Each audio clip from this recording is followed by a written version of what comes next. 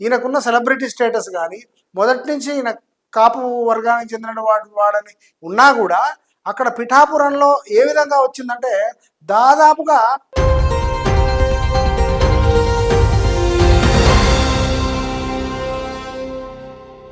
నమస్తే, welcome to విశ్వ TV. ఈరోజు చాలా ముఖ్యమైనటువంటి విషయం. పవన్ కళ్యాణ్ పట్టుబట్టి 10 ఏళ్ల నుంచి ప్రభంజనంలాగా పట్టుబదలని విక్రమార్కుడిలాగా పిఠాపురంలో తన యొక్క ప్రయత్నం ఫలించే విధంగా ఉందా? ఎందుకంటే ఆయన ఎంపీ సీటు ఏ విధంగా గెలవాలనేది ఆయన పట్టుదల. దాదాపు 10-15 ఏళ్ల నుంచి ఆయన పడుతున్నటువంటి ప్రయాస ఈసారన్నా ఆయనకు సఫలీకృతం అవుతుందా, ఆయన దాంట్లో గట్టెక్కుతాడా అనేటటువంటి దాని మీద ఒక 2-3 నిమిషాలు. అయితే ఇక్కడ ఈ పిఠాపురం యొక్క ప్రత్యేకత ఏంటంటే అది దాదాపు కాపుల యొక్క ప్రాబల్యం. ఎందుకంటే గతంలో మనం కాకినాడ ఎంపీగా ముద్రగడ పద్మనాభాన్ని చూసాం. ఇప్పుడు ముద్రగడ పద్మనాభం నిన్నటి వరకు ఆయన కలిసి ఏదో ఒక ప్రణాళిక, ప్రశ్నలు, సలహాలు ఈ విధంగా ఈ పవన్ కళ్యాణ్కు నడిపిస్తున్నటువంటి దశలో ఆయన వెళ్ళి వైసీపీలో చేరడం జరిగింది. ముఖ్యంగా పిఠాపురం యొక్క మొదటి నుంచి కూడా అక్కడ ఉన్న ప్రాబల్యం తూర్పుగోదావరి జిల్లాలో చాలా కాపుల ప్రాబల్యం ఉంది.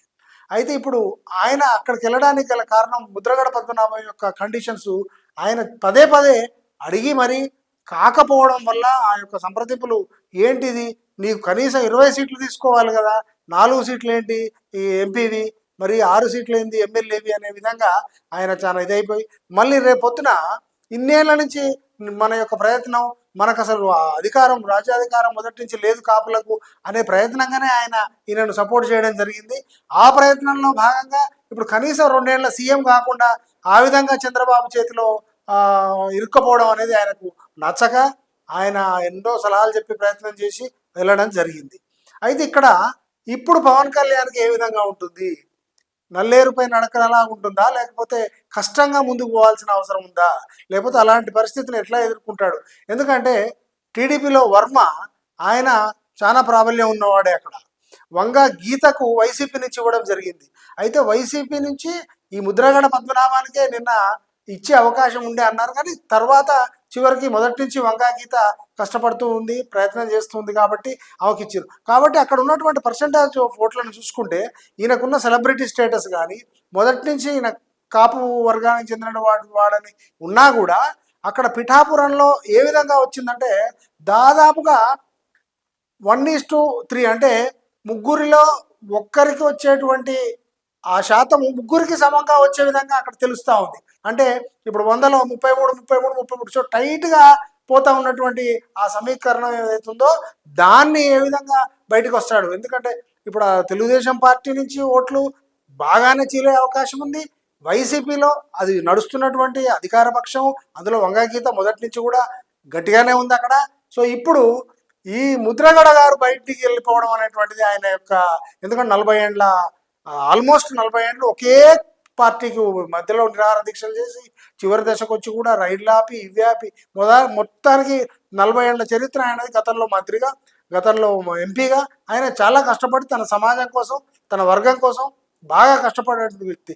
ఇప్పుడు పవన్ కళ్యాణ్కి ఇన్నేళ్ల తర్వాత ఈ అవకాశాన్ని ఏ విధంగా పుణికిపుచ్చుకుంటాడనే టైంకి ఇప్పుడు అక్కడ పిఠాపురంలో ఆ సమీకరణం కానీ ఆ వ్యవస్థ కానీ కొంచెము తేడా వచ్చినట్టుగా అనిపించింది. కానీ ఎవరి ప్రయత్నం వాళ్ళది. కానీ ప్రజలలో నిన్న మొన్న కొన్ని సర్వేలు మనం వేరే వాళ్ళు తీసినటువంటి చూస్తే మిశ్రమంగా ఉంది. ఎందుకంటే అక్కడ భాజపాతో కలిసిండు, టీడీపీతో కలిసిండు, కానీ ఎక్కడ పర్సంటేజ్ ఆఫ్ ఓట్స్ తక్కువ ఉన్నటువంటి పార్టీలు అవి. బీజేపీ కానీ ఇప్పుడు తెలుగుదేశం పార్టీ ఆల్మోస్ట్ గతంలో అధికారంలో లేకపోవడం, ఇప్పుడు అది ఎక్స్పెరిమెంట్గా ఉంది. ఈసారి మరి అది ప్రపంచంలా గెలుస్తుందా, లేకపోతే ఎంత వారికి కూడా ఎంత వెనకబడి ముందుకు పోయి ఇలా ఉంటుందో పర్సంటేజ్ ఆఫ్ ఓట్స్. కానీ పవన్ కళ్యాణ్ తన యొక్క ఆలోచనను ఒక్క విషయంలో ముద్రగడ పద్మనాభాన్ని పోనీయకుండా చూసుకుంటే బాగుండేది. ఎందుకంటే ప్రజల యొక్క ఆకాంక్ష అది, వారి చాలా మంది ఓటర్లు ఉన్నటువంటి వర్గం వాళ్ళది. ఆ ఓటర్ల వర్గంలో ఎంతోమంది నిన్న మొన్నటి వరకు దగ్గరకు వచ్చి చెప్పే ప్రయత్నం చేశారు. కానీ ముద్రగడ గారు అన్నది ఏంటంటే మాకు కూడా సరైనటువంటి మా నాయకులు కొంతమందికి దగ్గర తీసుకొని ఆ యొక్క సలహాలు సంప్రదింపులు కాకపోగా మళ్ళీ గతంలో జరిగినట్టుగా 1 మ్యాన్ షో లాగా, అంటే నాకు ఒక ఇది ఉంది, ఏదో గుంపులో నిలబడి నీవే సీఎం అంటే, గుంపులో నిలబడి సీఎం అంటే సీఎం కారు. కాన్స్టిట్యూషనల్గా ఇప్పుడు ప్రజల నుంచి ఓట్లు రావాలి. కాబట్టి 2 సార్లు అదే జరిగింది. ఆయన మనసులో తను సీఎం కన్నా ఎక్కువ ప్రధానమంత్రికి డైరెక్ట్ ప్రధానమంత్రి అపాయింట్మెంట్ ఇచ్చేటువంటి స్థాయి ఉన్న నాయకుడు ఆయన. ఆయన ప్రజలలో చాలా నింపాదిగా నిబద్ధతతోనే వస్తూ ఉన్నాడు. కానీ భారతదేశ రాజకీయ విధానాలను అనుసరించని విధానమో, లేకపోతే ప్రజలు అలవాటైన విధానమో ఎక్కడ కూడా ఆయనకు ఓటు పూర్తిగా రాలేక గతంలో ఒక సీటు కూడా రానటువంటి పరిస్థితి.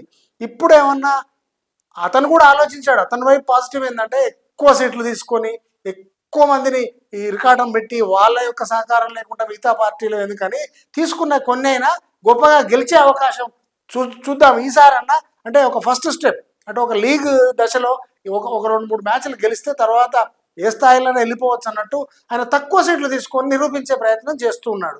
కానీ ముద్రగడ పద్మనాభం గారు చాలా పెద్ద నాయకుడు.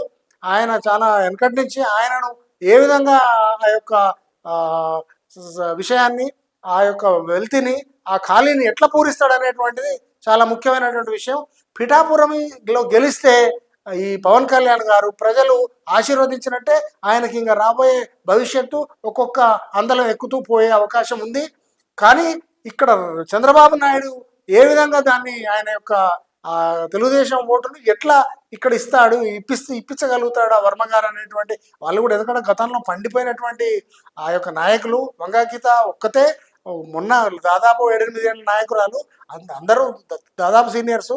ఒక పదవిలో లేకున్నా పవన్ కళ్యాణ్ గారు కూడా 15-16 ఏళ్ళ నుంచి కష్టపడుతున్నటువంటి వ్యక్తి, అందరిలో ఉన్నటువంటి వ్యక్తి. ఆయన ఆ విధమైనటువంటి ఆలోచనతో తను కూడా ఒక ప్రజాసేవలో గొప్ప కనపడాలని చేస్తున్న వ్యక్తి. చూద్దాం ఏమైందో. అందరి ఆశీర్వాదం ఉంటే ఆయన కూడా ఆయన ఒక రాజనీతిలో ముందుకు పోయి ఎంపీగా మనం చూసే అవకాశం ఉంది.